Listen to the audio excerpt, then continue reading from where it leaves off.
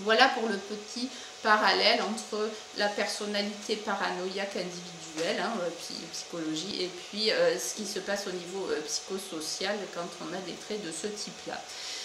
Et en réalité, derrière, il y a deux visions du monde, comme on voit se dessiner, qui sont depuis la nuit des temps, qui existent, c'est-à-dire, vous avez soit l'hétéronomie, donc c'est-à-dire c'est l'extérieur qui décide pour les gens, soit par la science, soit par les élites, hein, ou les esclavagistes, les propriétaires, et puis l'autonomie, c'est-à-dire par contre où là c'est les individus et les peuples, des groupes qui ont leur libre arbitre et décident de leur propre destin. Dans le premier, donc comme pour Bernays, comme pour le marketing politique, etc., donc les êtres humains sont irrationnels, mus brassés par des pulsions. C'est donc par rapport à ça le business qui régit ça et qui est le mieux à même, hein, de répondre à ces pulsions-là et les canaliser. On est dans le domaine de la séduction, de flatter les sentiments, de flatter l'autre. Aussi dans l'inconscient individuel, la manipulation. La liberté donc des tyrans de tyranniser, puisque c'est eux qui sont là pour mener les autres, donc ils doivent être libres de pouvoir exercer le pouvoir comme bon lui semble. L'État donc et le pouvoir sont pervertis et c'est donc l'ennemi du peuple. Donc la logique de détruire les États, c'est-à-dire de créer quelque part le chaos puisqu'il n'y a plus de loi et plus d'État. Et donc la logique impérialiste. Et au contraire, donc l'autonomie des peuples, hein, l'émancipation des peuples, c'est de partir du principe que le citoyen est un être rationnel, que par rapport à ça, c'est l'État et la politique qui lui permet, qui est l'outil pour s'autodéterminer collectivement leur destin. C'est basé justement sur le choix, sur non pas un désir individuel ni une vision individuelle, mais sur de la délibération avec ses congénères pour l'avenir commun. C'est le respect de la dignité et la capacité déterminée de s'autodéterminer collectivement, la liberté, l'égalité et la fraternité, c'est-à-dire que ce n'est pas simplement la liberté, mais c'est aussi la fraternité, hein, l'égalité de tous devant ça. L'État est garant de l'autodétermination collective, c'est bien l'État qui est le pouvoir de tous qui permet de garantir ça à tout le monde. Et qui respecte aussi le droit de non-ingérence, hein, contrairement à l'impérialisme, hein, qui veut aller à la conquête et s'ingérer dans les autres pays pour ses propres intérêts. C'est au contraire le respect du droit international, notamment la charte de l'ONU, et puis aussi le principe républicain, que j'ai expliqué notamment sur comment le management a en effet détruit la conception française du travail.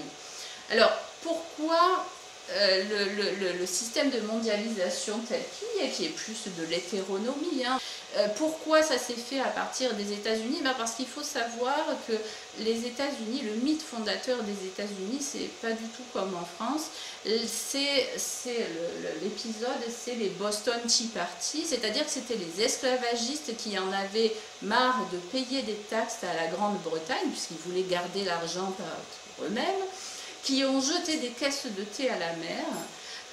C'est pour ça qu'on appelle les Boston Tea Party, pour donc rejeter le pouvoir de l'Angleterre et conquérir leur indépendance, et notamment en ne payant plus de taxes.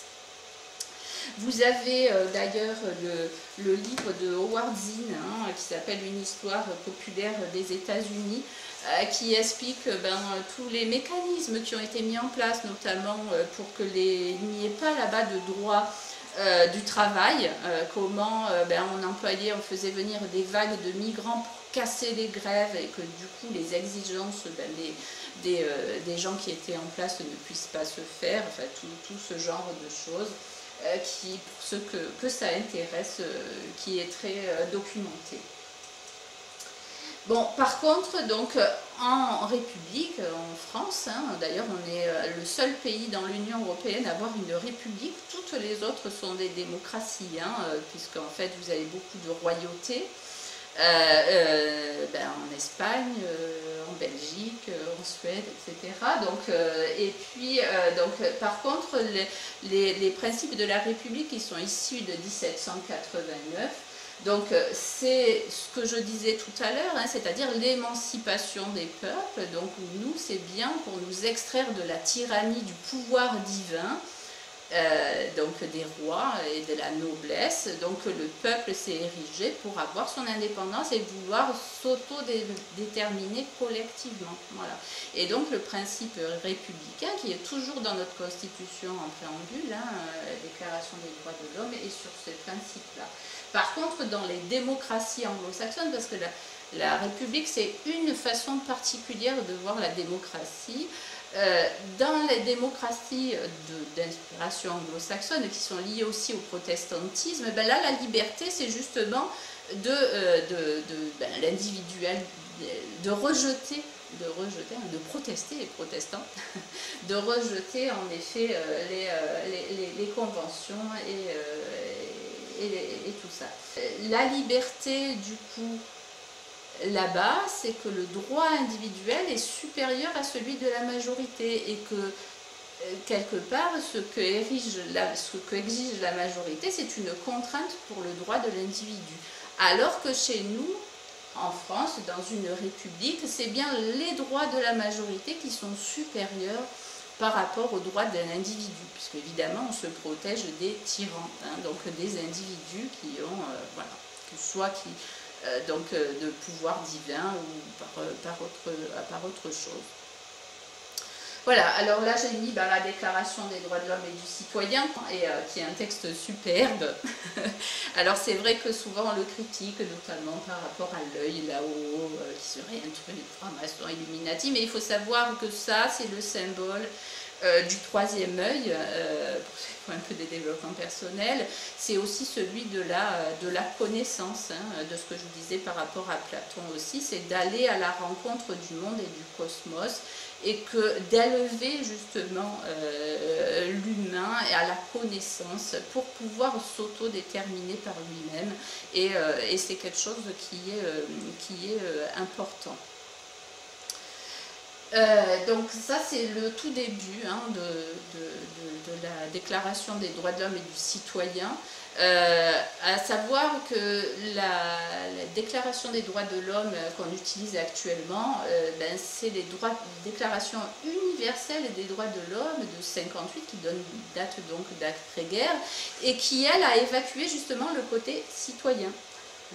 Voilà, et l'individu, du coup, n'est pas conçu dans sa dimension collective, hein, dans une espèce sociale et d'intérêt général, mais est conçu dans sa dimension individuelle, individualiste, et plutôt de type anglo-saxonne. Donc, les représentants du peuple français constitués en Assemblée nationale, considérant que l'ignorance, l'oubli, le mépris des droits de l'homme sont la seule cause des malheurs publics et de la corruption des gouvernements, ont résolu d'exposer dans une déclaration solennelle les droits naturels, inaliénables et sacrés de l'homme, afin que cette déclaration soit constamment présente à tous les membres du corps social, leur rappelle sans cesse leurs droits et leurs devoirs, afin que les actes du pouvoir législatif, ceux du pouvoir exécutif, pouvant être à chaque instant comparés avec le but de toute institution politique, en soient respectés, afin que les réclamations des citoyens, donc fondées désormais sur des principes simples et incontestable, tourne toujours au maintien de la Constitution et au bonheur de tous. Voilà. Et vous avez dans les articles, hein, la loi et l'expression de la volonté générale. Voilà. Et ça, c'est un principe républicain. Voilà, donc la mondialisation donc, apparaît comme un mouvement pervers narcissique donc, qui est contagieux et mortifère, parce que nous avions donc un modèle social donc, qui permettait de justement réguler la tyrannie et de nous émanciper de ça. D'ailleurs, j'ai dit tout à l'heure à propos des médias le quatrième pouvoir, et on est bien là sur le principe de séparation des pouvoirs de Montesquieu, donc l'exécutif, le législatif et le judiciaire. Et en fait, ce quatrième pouvoir qui formate l'opinion des gens est venu perturber l'équilibre qu'il y avait dans ces pouvoirs-là, puisqu'ils s'opposaient. Notre constitution veut que ces pouvoirs, on ne peut pas les éradiquer, ils existent, mais par contre, ça permet de les équilibrer. Et l'introduction de ce quatrième pouvoir à travers le marketing, les médias, l'utilisation qui est faite de ça, donc, a finalement fait basculer aussi la France et fait une collusion de pouvoirs qui finalement fait que cette culture américaine a pu se mettre en place chez nous. Voilà, donc on assiste en fait à ce qu'on peut appeler, certains appellent aussi une psy-war, c'est-à-dire une guerre psychologique qui n'est pas menée comme Hitler avec des chars et en envahissant physiquement les États, mais par contre par des traités internationaux, l'Union européenne, alors qu'au référendum de 2005 on avait dit non, ils nous ont quand même ratifié ces traités-là. Donc tout un ensemble de démarches qui sont accompagnées par l'information, par tout le marketing politique, donc qui finalement donc est au pouvoir. Et aujourd'hui, donc avec les géants du net qui ont vraiment, parce que pour mettre en place un système, une société qui maîtrise, qui d'hétéronomie, comme j'ai dit, c'est-à-dire qui décide pour les gens de ce qui est bon pour eux, il faut contrôler, donc dans une démocratie, dans ce qu'on appelle une démocratie, il faut du coup contrôler l'opinion. Et ce quatrième pouvoir est important et il est aujourd'hui dans les mains d'Internet. Et si vous regardez bien, Internet qui a été créé par les conférences massives, c'est quoi? C'est un système ouvert qui est parfait et qui est au-dessus des États. Voilà. Il n'est pas attaquable par les lois et les États.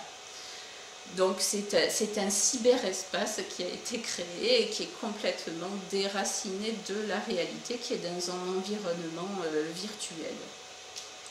Voilà, donc le renversement sociétal induit donc des psychopathologies comme la norme, donc par exemple en entreprise, j'instrumentalise l'autre pour atteindre mes objectifs de résultats ou autre, ou là j'instrumentalise mon groupe d'indécis pour pouvoir être élu.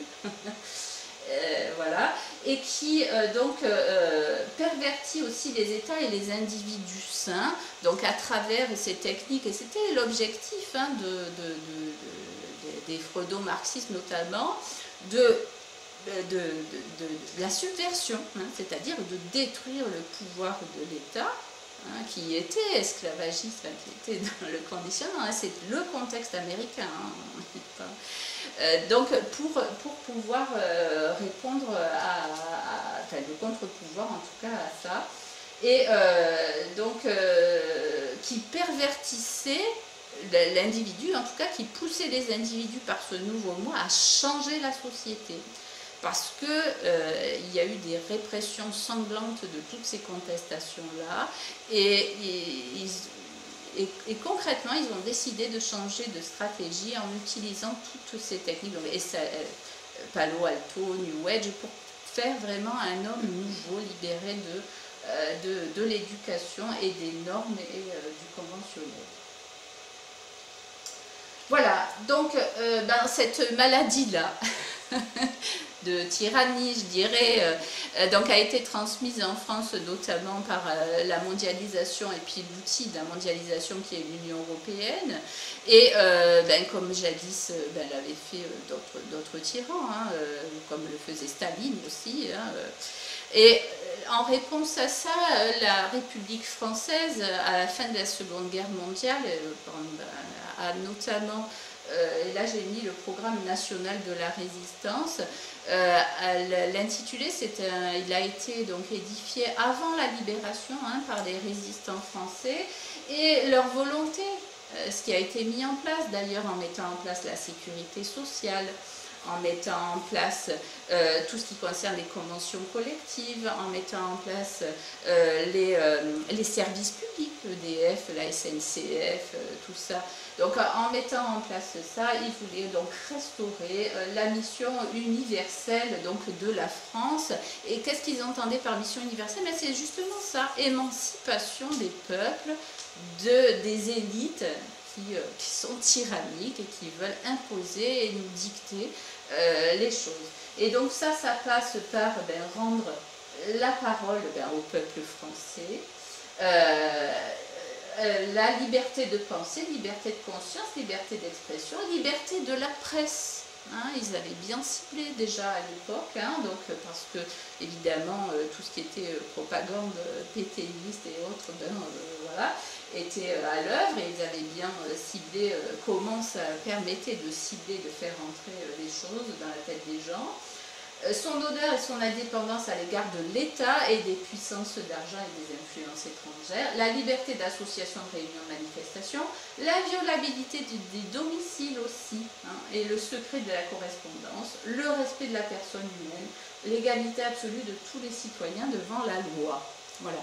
Et donc là, ils ont réaffirmé le principe de la République française à travers aussi tous les outils, hein, dont j'ai parlé et que j'ai détaillé dans d'autres conférences sur notre modèle français, notre modèle social, donc qui veille à garantir l'égalité de droits de tous les citoyens et dans l'intérêt général.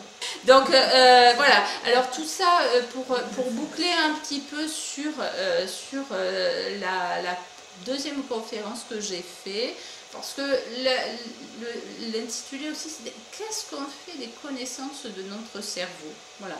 Donc là, j'ai essayé d'éclairer, j'ai fait pas mal de recherches, comme j'ai dit, on n'en a pas parlé à la fac, donc de comment on utilisait les connaissances du cerveau humain. Et en effet, on voit qu'aujourd'hui, ces connaissances-là, avec les neurosciences, etc., sont utilisées pas forcément pour émanciper les gens, mais au contraire pour les contrôler. Et là, ce qu'il faut savoir, c'est que moi, à l'origine, je suis partie de ces recherches parce que j'ai été interviewée, j'étais dans un service public, et donc vous avez... donc là, j'ai décrit ce qui s'était passé aux États-Unis et comment c'était arrivé ici en France, mais il faut savoir que vous avez cette thèse de sociologie à laquelle j'ai un peu participé, j'ai été interviewée, j'étais à l'AFPA, qui permet d'expliquer que la psychologie française n'est pas du tout ça. En France, les psychologues, donc les premiers, c'était ceux qui étaient dans l'orientation professionnelle, de façon à ce que chacun puisse trouver sa place dans la société sur un principe républicain, pour que chacun puisse développer ses propres talents et en faire bénéficier de façon coopérative les autres. Les cliniciens en France, ils ne sont arrivés qu'après 68. Il n'y avait pas de psychologue, alors qu'aux États-Unis, chacun avait son psychanalyste, etc. En France, il n'y avait aucune reconnaissance. Et il y a eu ensuite les directions des ressources humaines et tous les cliniciens qui sont arrivés. Donc, pour ce que comment la psychologie a été utilisée en France, je recommande ma deuxième conférence sur justement la destruction de notre conception du travail par justement le management et la cybernétique, qui explique que la psychologie en France, les psychologues, ils ne voulaient pas travailler dans le privé. Pour eux, c'était impossible, parce qu'ils étaient trop conscients de ce que ça pouvait générer et qui était contraire à l'intérêt général, voilà, et à la politique. Voilà, je n'irai pas plus loin. En fait, c'est basé notamment sur les travaux de Thomas Le Bionic, qui est sociologue, il n'est pas psychologue. Souvent, l'histoire de la psychologie est racontée par les psychologues, mais c'est pas très... Voilà, donc là, il est parti dans les archives de Renault, de tous les services publics, etc. C'est assez intéressant. Je l'ai là, d'ailleurs, hein, mais voilà. Et pour finir tout ça, voilà, la prochaine conférence, donc ce sera sur les clés justement du bien-être ensemble, en renouant avec nos instincts sociaux et nos racines, puisqu'en fait on voit qu'en créant un monde anti-autoritaire, on nous coupe de nos racines et aussi de la transmission et aussi des faits réels et de l'histoire. Et donc c'est ce que j'essaye de faire moi à travers ces conférences, c'est de faire partager les éléments, notamment historiques, qui nous replacent en effet dans tout ça, et comment notamment ma profession et les connaissances de nos cerveaux sont utilisées. Voilà.